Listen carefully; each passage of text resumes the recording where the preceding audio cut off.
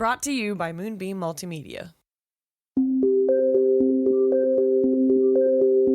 This is 16 to 1, a podcast about education, teaching, and learning.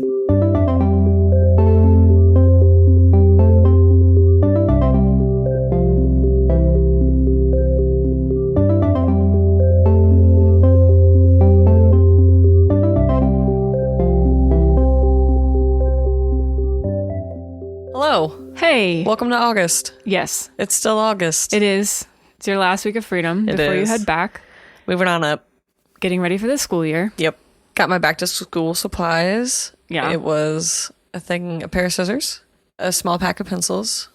Encanto Band-Aids. Yeah, Encanto Band-Aids and metallic Sharpies to write on my Chromebooks. Those are excellent. It's all about the metallic. So, Band-Aids, Sharpies, one pack of pencils, and a pair of scissors. That's all you need. You're good to go for the year.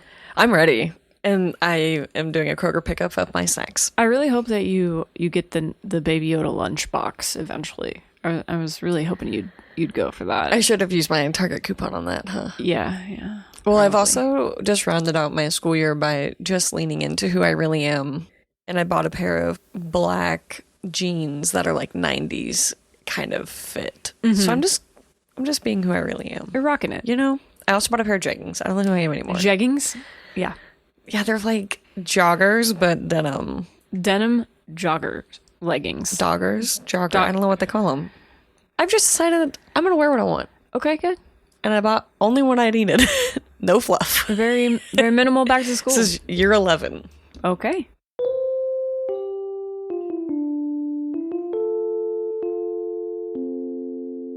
Are we ready to kick off our education headline roundup? Here we go. First one, West Virginia University plans to discontinue 32 majors and graduate programs and cut faculty positions in order to address a $45 million budget shortfall. The preliminary recommendations were announced on August 11th by WVU President Gordon Gee. We know him because he used to be over here in our part of the country. He used to be the Ohio State University's president. Yep. The majors and programs that have been recommended for discontinuation include a wide range of subjects like German, French, Spanish, Russian, and Chinese, mathematics, art history, and higher education administration. The faculty reductions would affect approximately 169 positions. Gee said that the recommendations were made after, quote, extensive review and analysis, end quote, of WVU's academic offerings. He, of course, said the sort of obligatory things like they're still committed to providing a high-quality education to their students and such. Things he has to say. Yeah, the things you have to say when you're cutting a whole bunch of...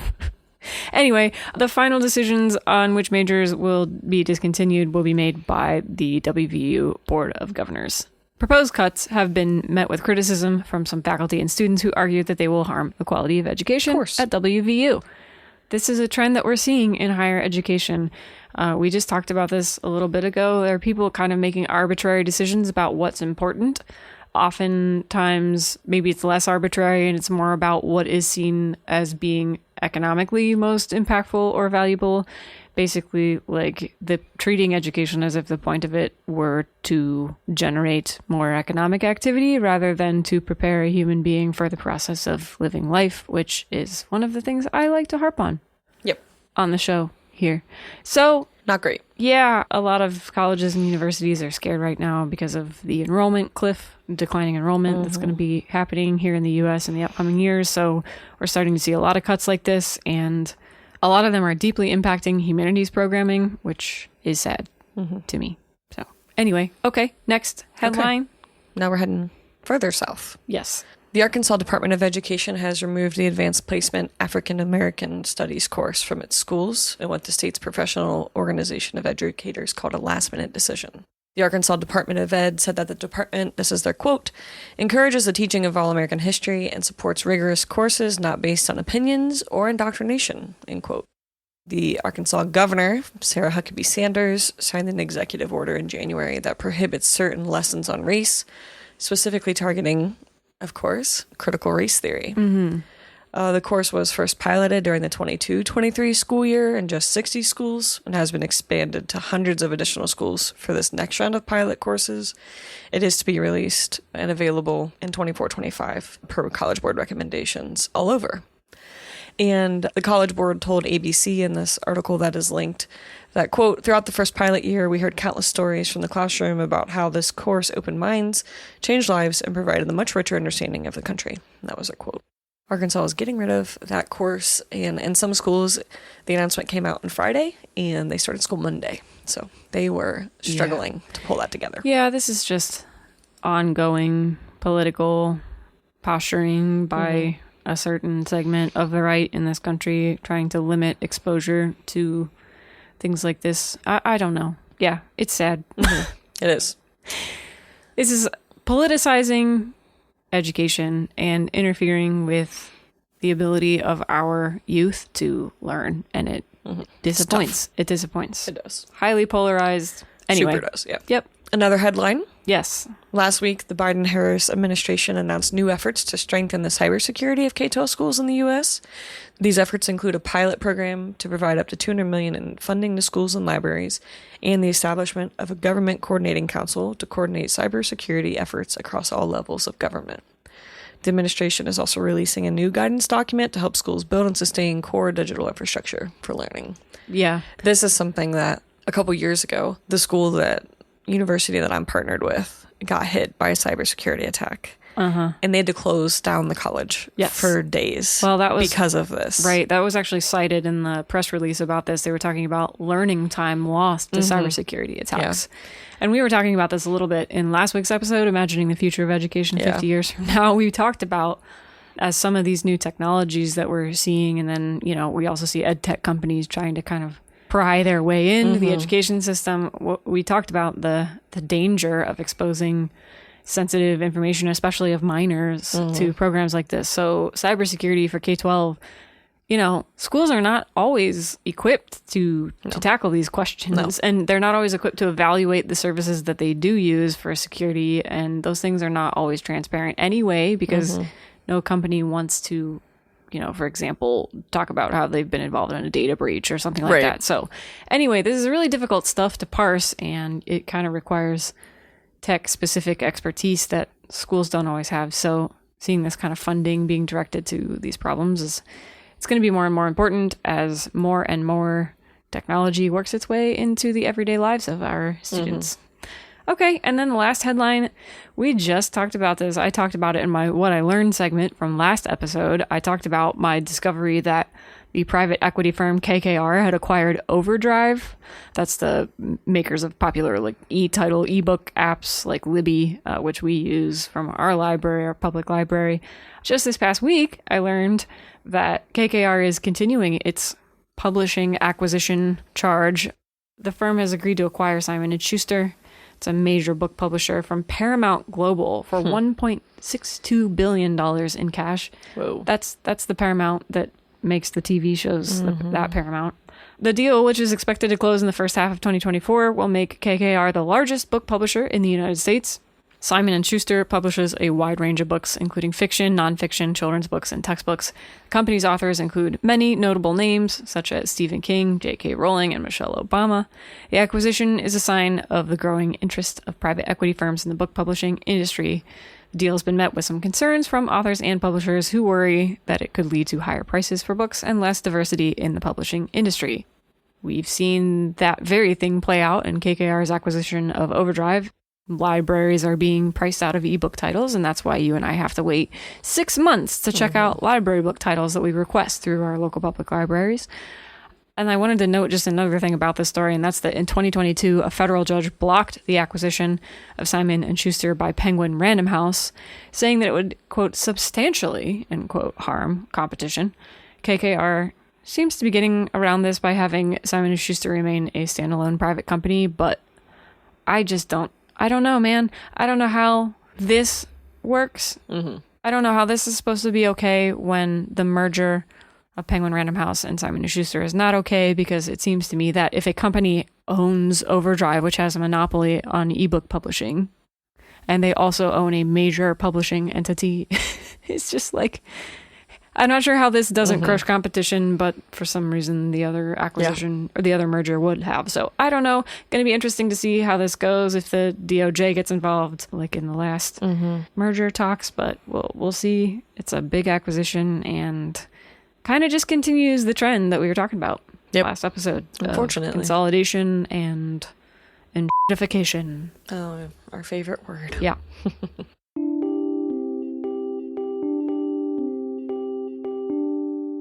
We are actually going leading to be talking, right in. Yes.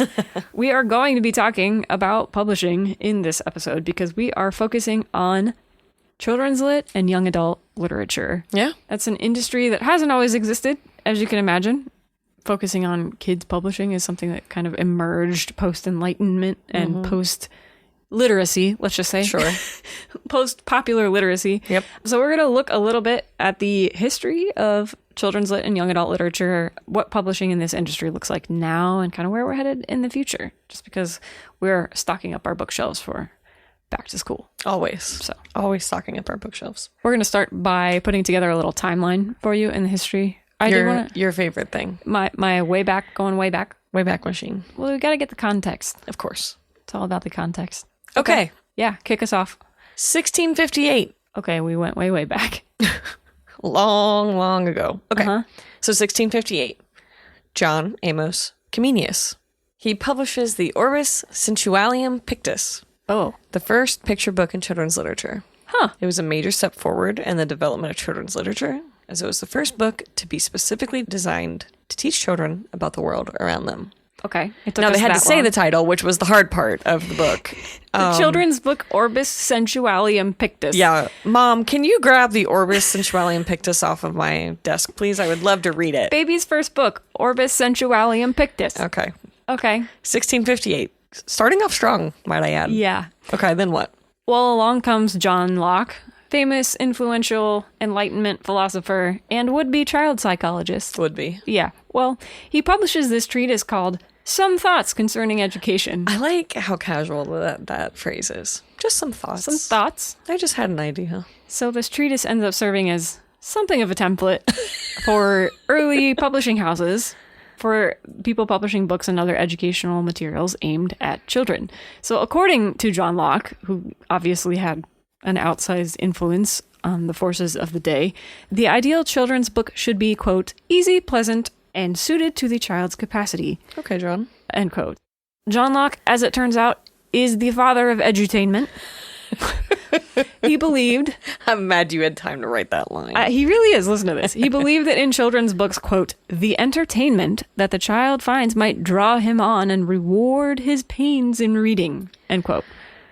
Okay? Amazing. So it's like, let's gamify this experience. Anyway, the widely read treatise inspired many publishers in the West, including John Newbery. Okay. So then, cut to 1744. John Newbery publishes A Little Pretty Pocketbook. Oh. The first book to be specifically marketed to children. Okay. This book was a commercial success, and it helped establish the market for children's books. Interesting. Way to go, John Newbery. Okay, we're skipping forward a bunch of years to 1865, when Lewis Carroll publishes Alice's Adventures in Wonderland, one of the most beloved children's books of all time. This book was a critical and commercial success, and it helped to establish the genre of the fantasy novel for children. I'm just sitting here thinking about the fact that the Civil War is ending, and we're getting Alice in Wonderland. Okay, what a time to be alive. The context, man, the context. Truly. Okay, so following Lewis Carroll, 1868, we get Louisa May Alcott. Ah, yes. She publishes Little Women, a coming-of-age novel that has been enjoyed by generations of readers. Okay. I did not enjoy Little Women as a kid. I will just say it was in everyone's house. Look, everybody has a copy. Everyone's mom has a copy of this book that their mom or their mom's mom gave them. Maybe I should go back and read it now, because I used to also feel this way about Jane Austen, and now I love Jane Austen. So maybe I'd like it if I returned to it. See, I don't actually think I've read the original text of Little Women. Okay. I think I've read like the child's version of the story of Little Women. Does that make sense? Like the summary version. The book notes? Yeah. The Cliff Notes version? I basically read that. But 1868, we get Louisa May Alcott. Okay. So 1920, the first issue of the Brownies book is published, the first magazine for African-American children. This magazine was a major step forward in the representation of African-American children in children's literature. The magazine was created by 3 people, all of whom were also involved with The Crisis, a magazine associated with the National Association for the Advancement of Colored People.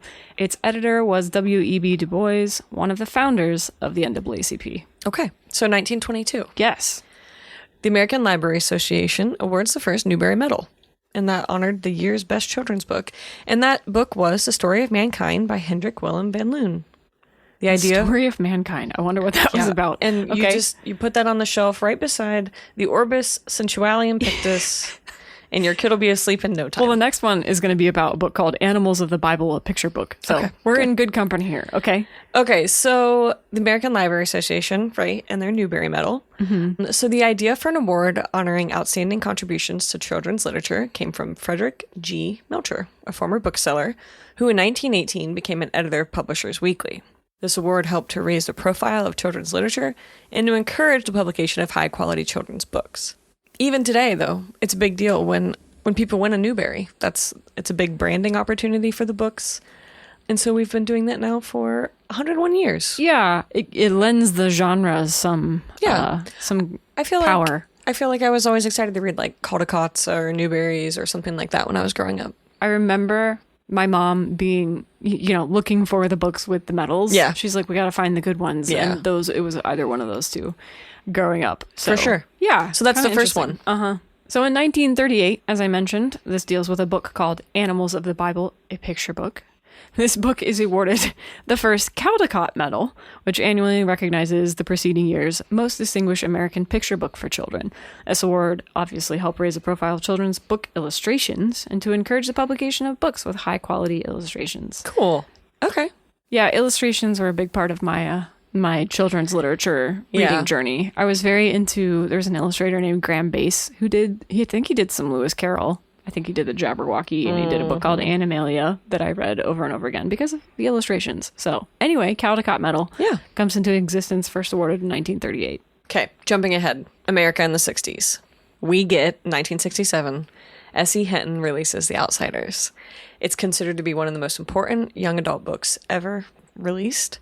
She started writing that book when she was 15, and it was published when she was 17. Wow. Her choice to write The Outsiders and her other books stem from the lack of literature that she had to read that was geared for people her own age. And I've said this a million times on here. My dad was a reading teacher, and The Outsiders was the first book he ever read in one day. And he still to this day remembers that. And S.E. Hinton's birthday was not that long ago at the time of this release. And I saw that my dad had wished S.E. Hinton a happy birthday, and he told her that was one of the first books he'd ever read in the day, and she replied back to him on Twitter, and they had an exchange. She was super nice. That's fun. Anyways, The Outsiders it's an important book for a lot of us, and it's just perfect. I feel like that's one of the books that you start to have distinct memories of reading. At least for me, that's one of the books. Oh my gosh! In school, I'm sure I could remember a lot if prompted, but that's one of the things that kind of sticks with me is reading Pony that book for the Boy. first Oh my gosh. It's also very sad. It's a very sad book. Oh, it's a great book though, and it does teenagers very well. Yeah. And like I said, I will stand on this mountain, but it's perfect to me. Mm-hmm. So, okay. Fast forward to 1997, the first book in the Harry Potter series is published, becoming a global phenomenon. The series helped to revitalize the genre of children's fantasy literature and to introduce the genre to a new generation of readers. Mm-hmm. It was very big in our youth. Okay. And in 2008, the first book in the Hunger Games trilogy by Suzanne Collins was published, and it became another global phenomenon. This series helped to popularize the genre of the young adult dystopian novel. I feel like much popular media now is dystopian something. I would say especially the combination of Hunger Games and Harry Potter having the movie franchises come along with them really kind of launch them to another level as well. Because that even made hesitant readers more likely to read. Yeah. So those are kind of the highlights. And then we also have these forces big societal forces like the rise of public education through the 19th century, which is going to obviously create a large audience for children's books. The growth of the publishing industry and the increase of literacy rates through the 20th century makes more children and young adult potential readers. I was going to say literacy rates have really been one of the biggest probably supporters to this. And then obviously mass media, like just what you were talking about, so like television and movies, creates this new interest and competition within children's lit and YA circles. leads to the development of new forms of children's lit, like graphic novels and multimedia books. I think everyone should be reading young adult novels and literature. I think it's great. So I'm a big fan of it, obviously. To me, it's just like candy. It's like, this is fun and nice, and my imagination gets to go on a trip for a while. And it's such nice. It has a nostalgic impact because reading a book in that way kind of carries me back to a time when I could just sit around and read for hours and not be bothered by life and the world and everything. So yeah, it's definitely an escape. Okay. So just some fun data and sales information for us. Yeah. More than 35 million print copies of young adult books are sold each year, and that has been as of 2022. Nearly 31 million young adult books sold in 2022 were fiction books, while over 4 million of them were nonfiction. Oh, wow. Yeah. Young adult books have been the fastest growing category over the last 5 years, with print unit sales jumping by more than 48% since 2018. As of 2022, young adult books accounted for 4.58% of all book sales. So even though that percentage seems kind of small for the category that it actually does make up, it has actually since 2018 experienced more than a 34% increase. So it's on the up and up. Mm-hmm. Along with children's books, the young adult segment is worth $11.34 billion globally, and is expected to grow the most of all categories of books over the next 5 years. Wow. And I love this one. Over half of the people, 55%, who buy young adult books don't fall into the young adult category, but they are over 18 years old. And 51% of them are over 18, but they're actually between 30 and 44 years old. Oh my gosh, it's what you were just saying. Yeah. We love YA because we have to escape. Oh, yep. So we're going back to them. So I just thought those facts and figures were kind of fun. Yeah. So still a relatively small percentage of book publishing, but a quickly growing one. Maybe you can become a trailblazer in the nonfiction children's book category. Maybe you can get kids interested in some of your historical, interests. That would be fun. Curricular interests. Yeah. There's a demand there. Look, we were just talking about this because we went to New York City and we were in MoMA and the Met, two really big art and history museums in New York. And we were talking about the difficulty of making history accessible, especially to young people.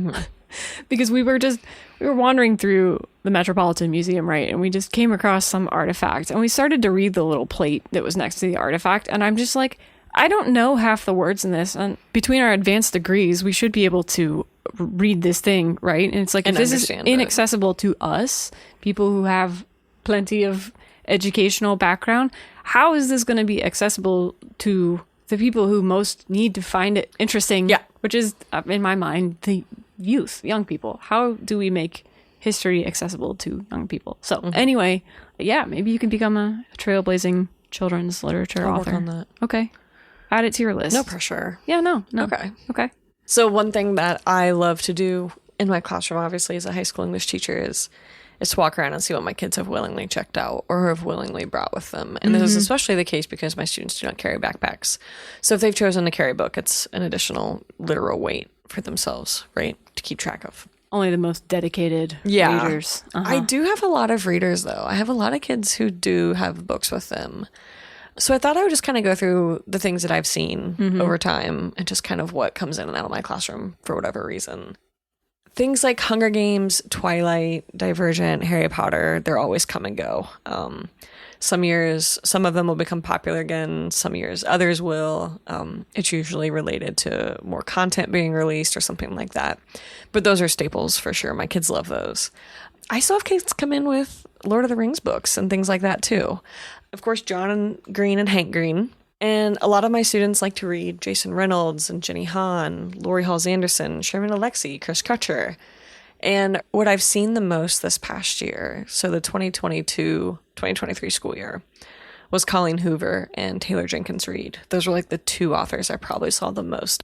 And my kids love Colleen Hoover right now. They're very into Colleen Hoover. And I mention those because they're not probably technically young adult authors, but they're very popular in the world. And because young adults are reading them. And they're accessible. And this year I'm adding Angie Thomas and Hank Green into my classroom. So I'm really excited to be introducing some young adult authors into my room.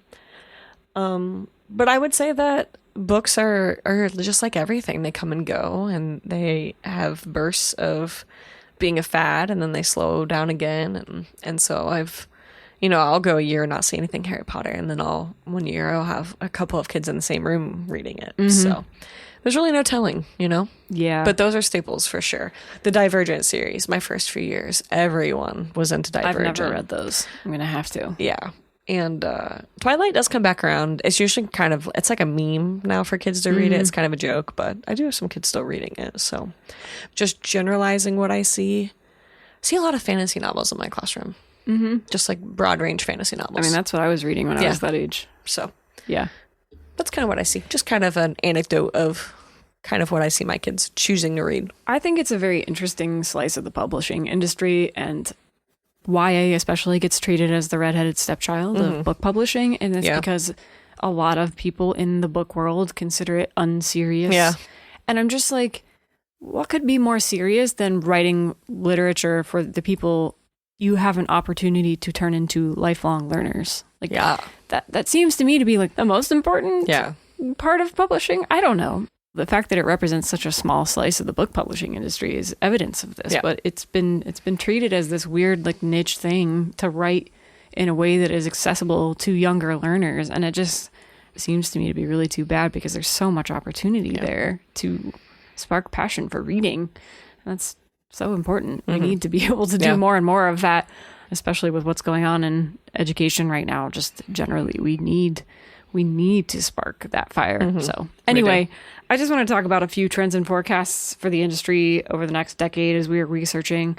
This is one. I have a friend who's actually trying to publish a children's book right now, at least one. It's like kind of like a YA thing. And I saw her comment on this because she was experiencing some frustration about it. But there's a growing demand for books that represent a diversity of experiences and perspectives. That's not the hard part for her, but publishers are increasingly looking for books that feature characters of color, LGBTQ plus characters who, have mental health issues or who have disabilities. And this friend was saying that for whatever reason, her book doesn't kind of quite fit into one of these categories, and she was having trouble getting publishers to be interested in it because they're looking for a lot of these kinds of stories. Those are kind of the marks they're looking for right now. Yeah. And it's obviously like a market demand thing, right? And I don't feel bad that now we're looking to kind of highlight stories from, different minority groups or whatever it might be. I think it's a good thing that we're looking to represent those voices more. But I also just kind of feel bad for the people who get caught up in the whims of the publishing industry, which, as we see, is being merged into oblivion and then also sometimes swallowed up by private equity. So I'm getting some You've Got Mail vibes. I know that's the bookstore, but I'm getting that is the vibe. It's the vibe. That's the vibe. We're trending more toward realistic fiction in children's and YA books. This includes books that deal with difficult topics like mental health, bullying, and racism. Graphic novels and comics becoming increasingly popular. My kids are very into graphic novels and that's comics, I was manga, reading all of those. That was not very popular. I think it was like the Watchmen graphic novel came out when we were maybe in, I don't know, high school, early college or something. That was a big deal because that was the first time I'd ever heard of a graphic novel. The Walking Dead too. That was a huge one. And that's the thing. That show came out. I didn't know it was a graphic novel or a comic or whatever it's considered. But these are kind of new things in the publishing industry. And then audiobooks, obviously, you and I listen to so many audiobooks. They're becoming more popular with children and teens, especially true for YA books. A lot of teens prefer to listen to audiobooks rather than read them. And then more books about the environment. Yep, of course. We've got climate problems incoming, so there is a demand for titles that deal with those topics. So that's it. That's the wrap on the children's lit and young adult publishing world. Good stuff. I am going to put you on the spot. Okay. But I'm going to talk first to give you a chance to think. Oh, okay. Just about like a few books from your childhood. You can still easily come to be like, that was a good one. Or that you loved or that did something. I've talked about Shel Silverstein. Always loved Shel Silverstein. First chapter book I ever read was Mr. Popper's Penguins. A classic. The movie did it no justice, but the book was amazing. Sally, Dick, and Jane. Those books. I had like Spot. I had some of those that I read that were my parents'. But I loved reading those when I was little. I feel like I was into Amelia Bedelia and like the Boxcar Children. Ooh, Boxcar Kids, yes. I read a lot of Baby Boxcar too. Children books. Yeah. What about you? Did anything come to mind? Boxcar Children? Yeah. I definitely read large quantities of those books. Were you like a Nancy Drew kid? No, Hardy Boys. Hardy Boys. Yes. You know, I did used to read the Babysitter's Club books. Never read those. I liked those. I did read a lot of Hardy Boys, the Goosebumps books, I think. Oh I my gosh, read. yes, of course. I read Berenstain Bears a lot. Yeah, of those I when love I was the really, really young. Too. Yeah, How did we not mention R.L. Stine anywhere? I know. That was a shame. The book series that I read over and over and over again and wore out my copies of was the Chronicles of Narnia. Yeah, you are a Chronicles of Narnia kid. I was one of those households, and I still really like those books. Yeah. They've held up for you, haven't they? Well, yeah, I don't carry with me the religious trauma that many of our generation have with regard to C.S. To Lewis. those books, yeah. Like my third grade teacher reading it to us. Right, you have your own kind of stories about why you don't prefer those books so well, but I still really like them. The whole thing is just like, again, it's like the escape from reality to a fantasy world. I was very involved in that kind of stuff. But yeah, I read like a lot of weird, random medieval fantasy books that I would just like pull off the library shelf, not even knowing anything about them. Sounds like things I would never pick up. And then books about like computers and mechanical stuff, like how things work and whatever those books were called. The stuff where they're like, here's how machines go. Like the gears turn, here's how it clutch works. I don't know. Just stuff like that. I've always been really geeky into that stuff. But yeah, I mean, those were the big, from my childhood for sure. I mean, Harry Potter became like a thing that we would go wait in line for every book release. Yeah. We would go to the mall and wait to get the hard copies of those books. Or Kroger. We would wait at Kroger some nights. Wow. Well, our bookstore closed. Yes, ours did too. And so Kroger had like 2 little things that they set up, and there would be like a Kroger worker with a box. That was their big midnight reveal. Gotta get it wherever you can. Well, yeah, I mean, you and I, we're in our early 30s, so we are like the perfect age for Harry Potter. We were like right in the thick of it. And I try to explain that to my students now, like what it was like to grow up with a book series, and like there really hasn't been something like that for them. And what it was like to grow up with that series before the author ruined all of the fun that could be had with it. But yeah, it was a very different relationship to Harry Potter that we had. But I sort of love that we got that experience. Like I remember being in 3rd grade and that teacher, gosh, she told me I like couldn't read it, and I think it was probably not because of like her Christian beliefs that it was bad. Harry Potter. Because that was the year she read to us all of the Chronicles of Narnia books. And so I think she just probably didn't want us to read it, but I remember wanting to read it and her being like, you can't. And I remember going home and like we were in town somewhere and I like told my dad I wanted it. He bought it immediately. And I was like so proud when I took that book to school. And I was in 3rd grade, so I was too young. It's the best way to get somebody interested in a book is to tell them they can't read it for whatever reason. And I'm so motivated by that. Take note, those of you out there in the world who are trying to ban books. The second you tell someone you can't read that, that's just going to be the only reason they need to go try to read it. Yeah, books are very powerful. And they should be. And words are powerful and important. Cool.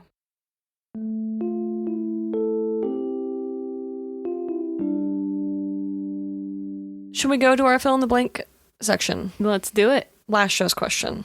The Barbie movie recently made huge headlines. Many people know Barbie's real name is Barbara Roberts. But what is Barbie's middle name? She's named for the creator, Ruth Handler's daughter, and Ken is named for her son, Kenneth. Another fun fact, they are from the fictional Willows, Wisconsin, the Barbie and Ken family. What is Barbie's middle name? That was Millicent. Barbara Millicent. Barbara Millicent Roberts. All right. What is this episode's question? Louisa May Alcott is one of the most famous young adult authors of all time, known for having written Little Women. During the Civil War, Alcott served as a Union nurse until she contracted typhoid fever. Oh, no. Louisa May Alcott started her writing career using a pen name. What was that pen name that she used? Okay. Yeah. What did you learn over the past couple of weeks? Yeah, so as Chelsea mentioned, we made a quick trip to New York City, kind of the last hurrah before school started. And this trip, we ended up doing museums. We did. We did the Met and MoMA. We exposed ourselves to a lot of art and culture. We did. So what I learned, and we didn't go to this museum, but I'm talking about Peggy Guggenheim. Her dad died in the Titanic, first of all. I did not know that. Oh, okay. But she is the niece of that Solomon R. Guggenheim, the guy who started the Guggenheim Museum. Okay. Okay. And Peggy is one of the reasons why Jackson Pollock's career became so successful. Huh. Jackson Pollock was moonlighting as a custodian and a maintenance man at the Guggenheim Museum. And after working there for some time, he submitted the piece of his art into a gallery, which was to be chosen by Peggy, the niece. So he was young and struggling. She loved his work, so she paid him a monthly stipend as a protege, and she guaranteed him space in the Guggenheim for his work. And as part of that work, she also commissioned him to paint the entryway mural into her apartment. And that entryway mural became one of his largest and most famous pieces, and it was called Mural. Peggy Guggenheim is maybe the reason why Jackson Pollock became the artist that we know as Jackson Pollock. He got noticed. He got noticed by the right person. He got kind of lucky. Yeah. Yeah, we saw some Pollocks at the Met. Yes, we did. And we were those people listening to the tour, but we weren't in the tour. And so I like heard part of it and I was like, that guy was talking really loudly. It's not like we were trying to, but we just walked in the room. No. And he was the only one talking. Well, he was like, that Guggenheim. And I was like, wait, what? And then that made me interested. So yeah, I learned a little bit about the Guggenheim family. Cool. Lots of old money there. Lots of old money. So Peggy was just kind of vibing. For sure. With her uncle. Yeah. My favorite part of that whole art trip was the Van Gogh exhibit currently at the Met. Mm-hmm. I dragged you to MoMA because I wanted you to see The Starry Night. And I didn't know it was going to be there either. Yeah. Oh, dear listener. And dear listener, I didn't know that it wasn't there. It was temporarily on loan to the Met, which luckily is right across town. Uptown, I guess. So we went to see the Met exhibit, which was all on a Van Gogh study of the cypresses, which was really cool. The problem was that I didn't know we were going to see Starry Night. And then I knew we didn't see Starry Night and we were going to. Yeah. And then it became like, okay, well, now we have to do the Met. That's why we decided to spend day 2 in a row at museums in New York, because we had to go find the Starry Night. And we saw it and we both cried. Yeah, I was just crying in the room the entire time we were there. And we looked around and other people were crying. Uh-huh. I like jokingly was like, oh, thank God I'm not the only one crying. And there were like these other women like going through it. Mm-hmm. And they were like, I don't know why I wasn't expecting it. And I wasn't either. And then I'm about to cry now talking about it. I like cried in the room when we saw it. I like kept coming back to it to just stare at it. And then we like went back to it one last time before we left. And then we left the room and I cried again. Mm-hmm. It was really emotional. I don't know why. I think there's something about seeing that. Just Van Gogh's story, I think, does it for me. Knowing the whole sister-in-law, how the whole thing played out, his life being something of a tragic story is kind of powerful to see it, because I think that art is so alive in a way. Oh my gosh. It looks like it breathes. It has motion. Yeah, and I told Chelsea that the thing I was most disappointed by at the Met was that all of his works were behind glass. And I understand it obviously is like a safety feature, because I would much rather have the art than risk the art being damaged by like milk or whatever they throw on it. But soup. Yeah. Oh yeah, I forgot. Mm-hmm. But anyways, I kept like trying to get angles on it to be like, I just want to like see. We got to see Surratt's famous park piece. We saw some good stuff. I saw Michelangelo. I didn't know it. Mm-hmm. I was so uncultured. It was a fun trip. We had a good time. I highly recommend a visit to the Met and MoMA. But also just know going into it, you're never going to see all of them. So just pick the important stuff. But anyways, I learned about Peggy Guggenheim and Jackson Pollock. Cool. What'd you learn? Oh, I learned a computer thing. Go figure. Oh, wow. Have you heard of CAPTCHA? You know what that is? Okay. Yeah. It's the thing that makes me prove I'm not a bot. Yes. Yeah. Exactly. That thing that you have to do on the internet. I fail these a lot. Well, okay. So what I learned, among other things, was that it stands for Completely Automated Public Turing Test to Tell Computers and Humans Apart, which is just like such Alan a Turing? Programmer. Yes. It's just such a programmer acronym. It's so verbose and ridiculous. It just is kind of perfect. But that's what I learned, that's what it stands for. Huh. And I learned this because of these stories that came out recently from researchers at the University of California. They have discovered that bots can complete visual CAPTCHAs faster and more accurately than humans. Okay. So now I'm an idiot. Probably stop using these things to detect real humans on the web, because they don't work and they're frustrating. I would say, if anything, the failure of a CAPTCHA is probably proof that I'm a human. At this point, I think that might be true. But now it's just like, okay, well, it just gets in the way of human users. And you can also have CAPTCHAs that use other methods to verify identity. So this was kind of making the case that we should phase out the visual CAPTCHA from the web. I've seen some of those. Well, I guess they wouldn't be a CAPTCHA, but another way to identify a human or bot. It was like a math problem. I was like, oh, please don't. As if a computer couldn't solve a math problem. Yeah, I was like, well, I can barely do it. So just let me on your website, you know? Are you impressed I knew that was Alan Turing? I am impressed. Thank you. I expected more fanfare. I'm rubbing off on you. I knew that before you. That was from my computer science class that I took in college. You took a computer science class? Yeah, I took that instead of a foreign language. Oh. Yeah. It's a language credit. At my university, it was a language credit. So you could take computer science or language. As a computer scientist and a lover of languages, that actually does make sense. It was fun. Yes. It was really cool. Yes. I learned, but I've also seen the movie with him. Benedict. Yes. Cumbersnatches. Benny Cumbersnooch. Benedict and his penguins. Cucumber Smack. Yeah, him. Okay. Well, what an episode. This makes me want to go read a book. This makes me want to put on a bucket hat. Bucket hat. It's around here somewhere. It's right back there. And your Reading Rainbow sweatshirt. Reading Rainbow. Okay. All right. Everybody go get a young adult novel of your choice and just enjoy it. Enjoy it. Enjoy your back to school journey. And we will talk to you in 2 weeks. Bye-bye. Bye.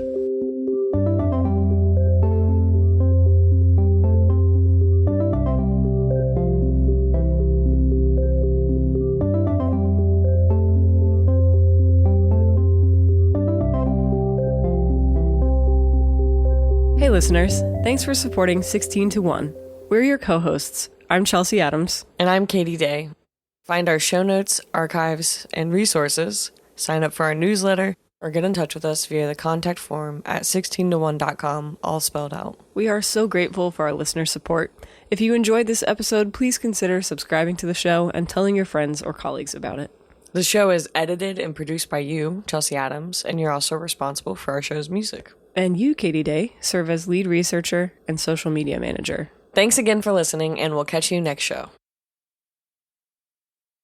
Go for it. As the Barbie... Has the Barbie... The Barbie movie recently made... Sorry. Okay, go ahead. The Barbie movie... Barbie?